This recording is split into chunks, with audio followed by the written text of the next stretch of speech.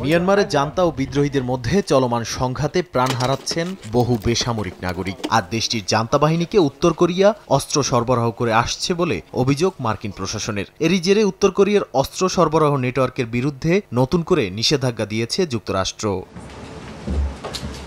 এ বিষয়ে এক বিবৃতিতে মার্কিন পররাষ্ট্র মন্ত্রণালয় জানায়, এই পদক্ষেপের লক্ষ্য উত্তর কোরিয়ার অবৈধ অস্ত্র কর্মসূচির অর্থায়ন বন্ধ করা এবং মিয়ানমারের সেনাদের হাতে বেসামরিক স্থাপনায় নির্বিচার হামলার পথ রোধ করা। অন্যদিকে মার্কিন অর্থ মন্ত্রণালয় জানায়, মিয়ানমার ভিত্তিক রয়্যাল শুয়েলেই কোম্পানি লিমিটেড এবং এর পরিচালক সহ আরও দুজনকে নিষেধাজ্ঞার আওতায় আনা হয়েছে।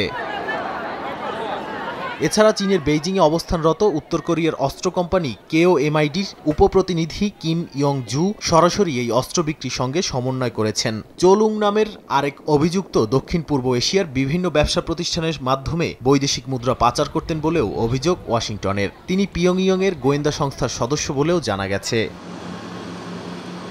উত্তর কোরিয়ার অবৈধ অস্ত্র কর্মসূচি সরাসরি যুক্তরাষ্ট্র এবং তার মিত্রদের জন্য হুমকি বলে মনে করেন অর্থ দপ্তরের কর্মকর্তারা। নাদিম মারজান, সময় সংবাদ।